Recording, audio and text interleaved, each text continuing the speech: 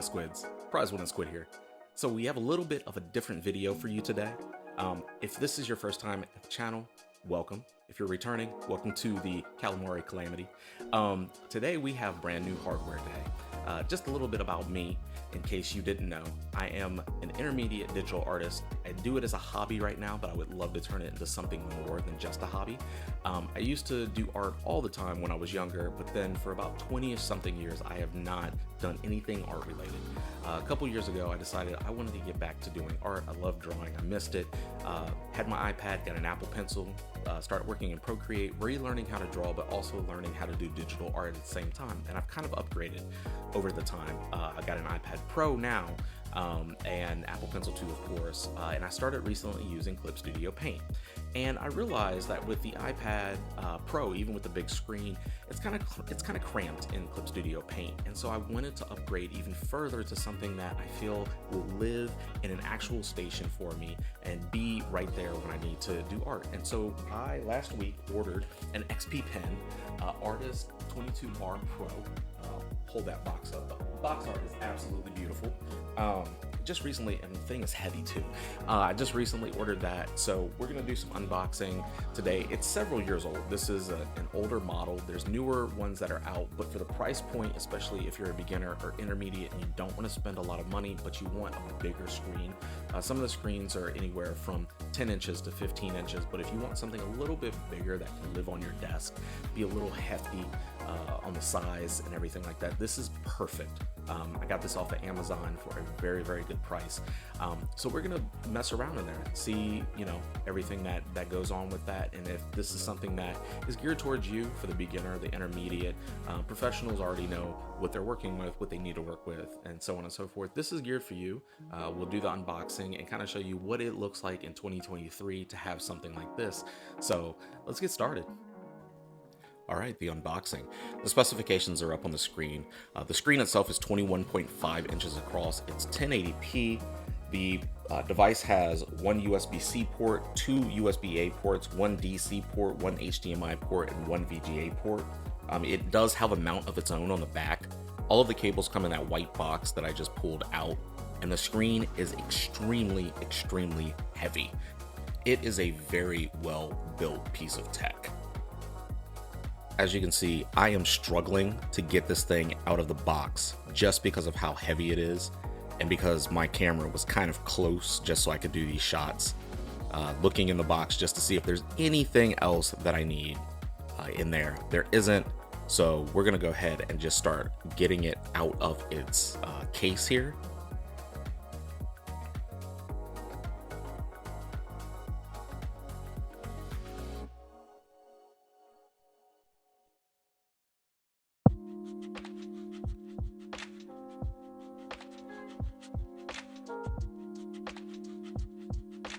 All right, time for some unwrapping.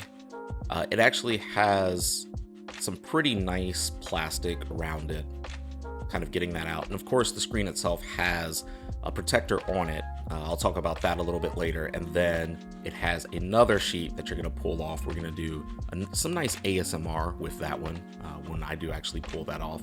I'm having issues trying to get this thing out of the plastic.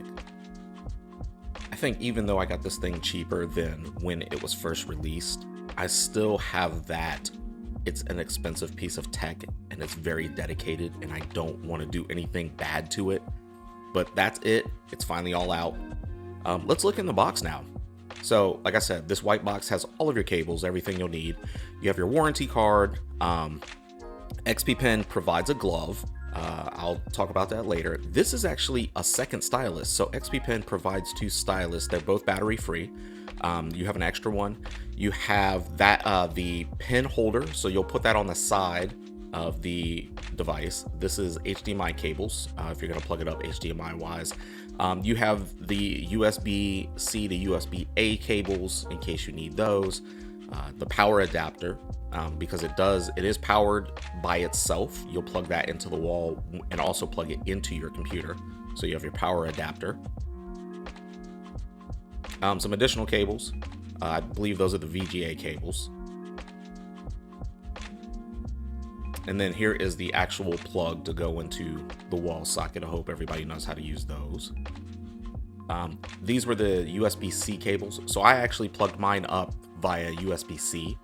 I run off of MacBook Air M1, so that's what I did.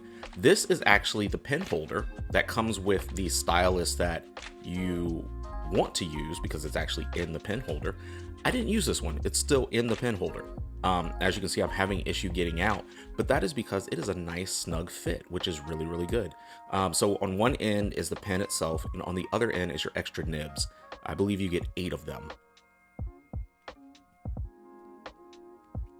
And then here is me almost stabbing myself with the stylus, the pen, but you put it right in there. You can actually put it on the cap too if you want to set it down on your desk and just be in a holder of some sort. So I have that just off to the side. Grabbing the instructions and the cleaning cloth now, and then we'll get started to set it up. Now we all have that nice ASMR that we want to do when we're unwrapping a nice piece of tech that has a quality screen on it. This is also one of those moments. So I'm unwrapping it here. It is beautiful. It looks very glossy, but that's actually what's on top of it. We're going to remove that. It has a matte screen protector to reduce brightness and reduce glare. But here we go. Hold on.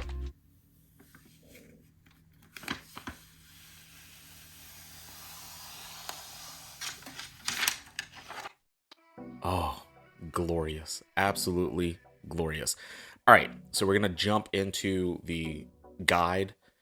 With the guide, it's very quick start. This is a very, very easy setup. It's basically you're plugging the USB-C into USB-C on your computer, or USB-C into USB-A, or HDMI into HDMI. You're plugging the power adapter up, and then you're turning on your computer, you're turning on the monitor.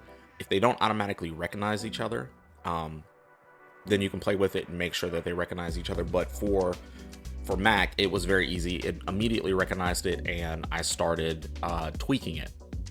So you see I'm just getting it all set up here. And so this is the first startup.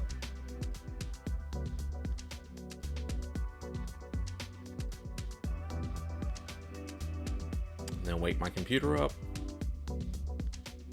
and it wakes the monitor up, and we're good.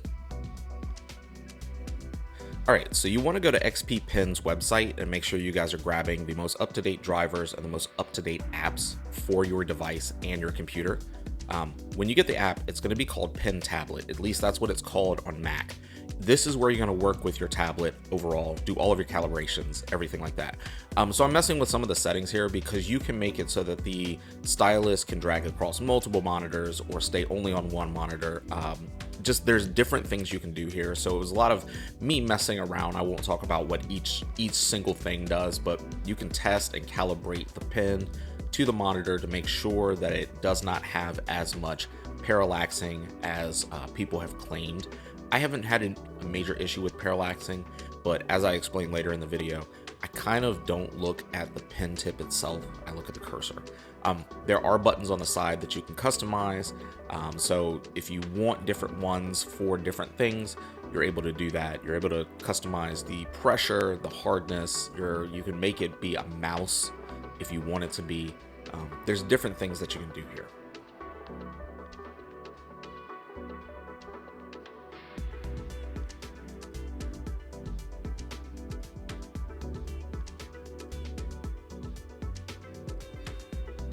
One of the other things you can do that I did not start playing with until much later is that you can set the pen and the display to be different across different apps. So if you want different things on the sides of the display and for the pen to act differently in a different app, you can actually select that and customize them at the very top. It shows overall and then each app. This section is for the shortcut keys where you can change the buttons on the side. And then you have the roller buttons where you can do the same thing.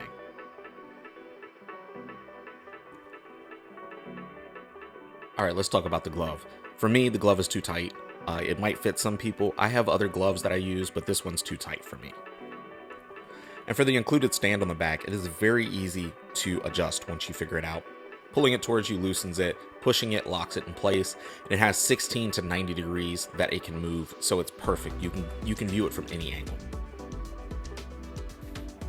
In Clip Studio Paint, you can actually adjust your pen pressure. So that's what I'm doing here. I know that other programs have this same feature, so refer to your program to figure out how to do it, but it should be very simple.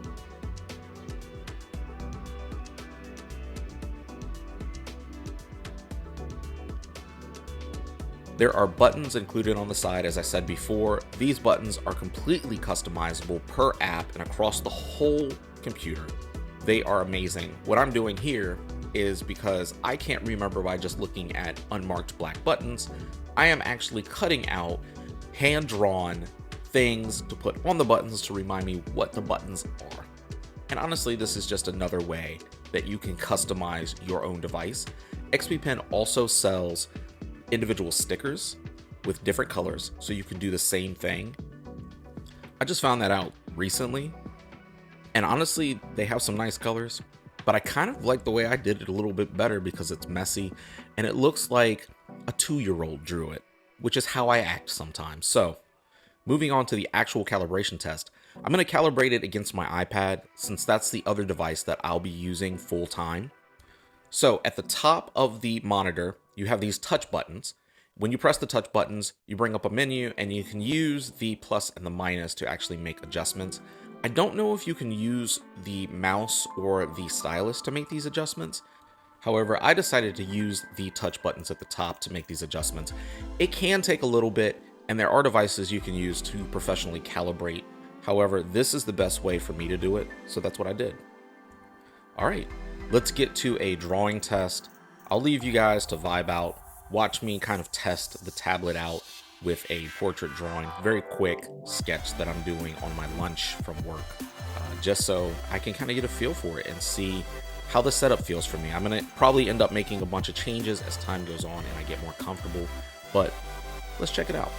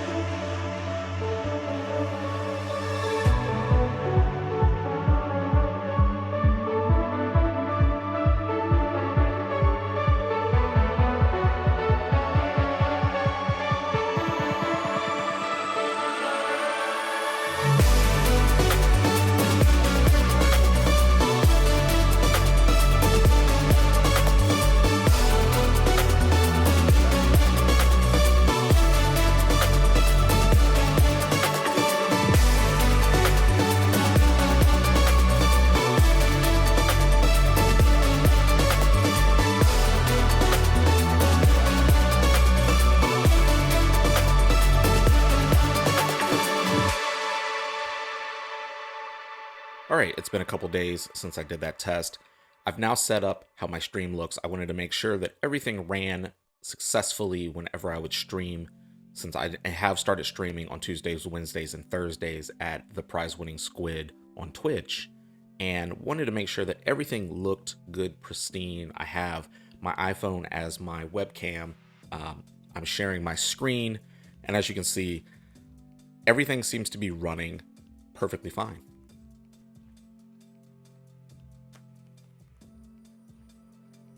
All right, so before I kind of close this video out, I do want to talk about a couple more things in regards to how to draw and drawing on this pen display. So one of the things a lot of people talk about is parallax and also just how the pen feels. I'm coming from an Apple Pencil, and my Apple Pencil, I already have a grip on mine, as you can see. So the grip on my Apple Pencil is pretty much as wide as this pencil, maybe a little bit wider. So I'm very used to the way this pen feels. The other thing is that this pen has the same thing with the Apple Pencil, where the Apple Pencil, you can't push it in. This pen, you also can't push it in. So I love that. I love that it feels like an actual real pen or pencil in real life. It does have buttons on the side. Let me see if I can get those in front of me. Yeah, these buttons on the side. I turned those off, mostly because I was accidentally hitting them constantly, so I just turned those off. When it comes to the way it feels, it does have a tilt function, but I don't use the tilt function that often, or at all as far as I'm aware. I don't really use it on my Apple Pencil either, but it is there if you want to use it. So that's one of those things. If you want to turn it on and if you want to experiment with it, you can. Everything on this is pretty much customizable, so you can go in and do a lot of customization on the pen, on the board sides as well, on the buttons that are on the side of the board. People talk about parallaxing on this. For me, parallaxing, I won't say it's not a thing. I can kind of see the cursor drifting when you get to the very edges of the display. However, I am one of those people where I don't necessarily look at the exact tip of my pen. I look at the cursor more than the pen. I have calibrated it. Color-wise, I calibrated this to be roughly the exact same as my iPad. My iPad is sitting over here. I've calibrated it to be roughly the same as my iPad because I'm going to be switching between these two devices and these two screens consistently throughout the day. I want to make sure that when I'm doing my color and picking my colors, when I do pick up the project again here, or if I pick it up on my iPad, it looks close to the same. And I know that going to print and posting online is going to look slightly different there as well. So that's just something to kind of keep in mind. If you have another device that you use regularly, calibrate it according to that. Or if you have a printer that you use, calibrate it according to your printer. It's going to be a completely personal thing that you're going to have to do in regards to that. I like the buttons on the side. I don't use the keyboard. I'm not a keyboard person when it comes to digital art because I'm so used to my iPad and pressing things with my fingers, so I love having this suite of buttons on the side. Honestly, this is probably one of the best purchases I've ever made, and I love being able to switch between the two devices consistently. I thought it was going to be more difficult to pick up and use, but I'm completely in Clip Studio Paint. I'm completely in my element when I boot this up and I'm sitting down. I don't feel like I'm struggling. I don't feel like it's taking me any longer to do anything in Clip Studio Paint on here than it does my iPad, and that feels good. I'm almost certain that if Procreate was on Mac, I would be able to pick it up and go instantly without any issues and without any transition time. So this was a good purchase. So we'll just go to kind of my closing thoughts and my final thoughts, and we'll go from there. So who's this for?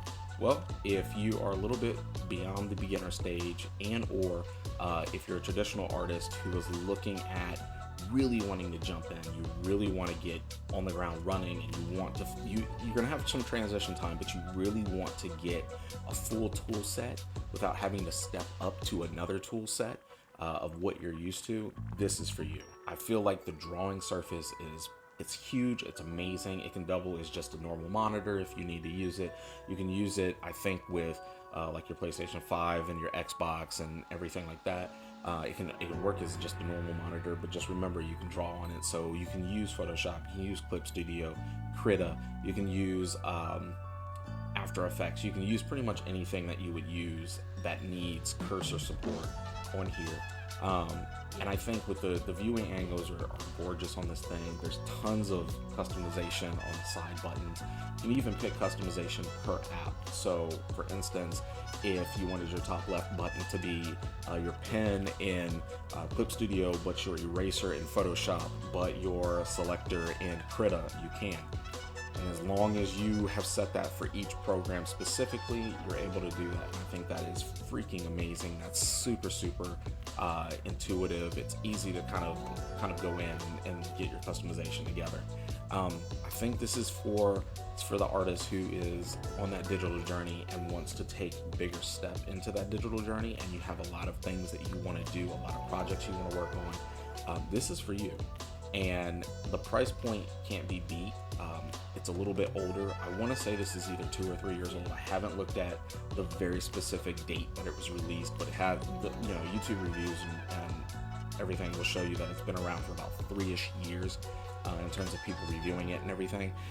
There are newer tablets with better resolution and laminated glass and things like that, but I don't think at their price points they can beat the overall of what this provides, because some of them are going to be a little bit smaller. They're going to cut out a row of buttons. There's going to be not as many plugs in the back, because this supports and has compatibility with a wider range of electronics. I think, especially if you have like an older computer or a laptop or anything, I think this is definitely for you.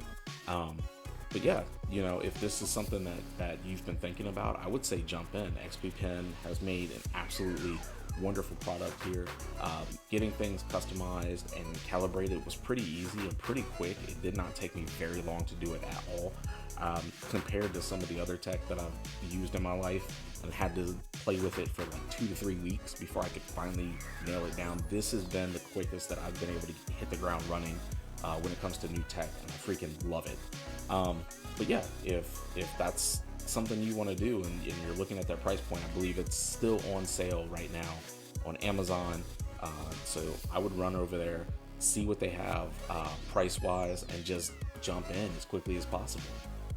And with that, my squids, I'm gonna get on out of here. It's the prize winning squid. I appreciate you guys watching this video. I appreciate you guys supporting me, coming through, looking at what I do and kind of telling me that I'm giving, some help to beginners and intermediates, because I'm still a beginner, intermediate artist and digital artist, and this has been a great journey for me.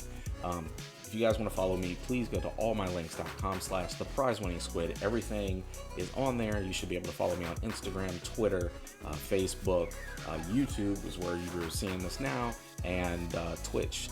Speaking of Twitch, I stream every Tuesday, Wednesday, and Thursday at 11 p.m. Eastern Standard Time. Part of that is because I love spending time with my family, and they go to bed around about 11 p.m. And from about 11 to 1 a.m. is when I'm drawing anyway.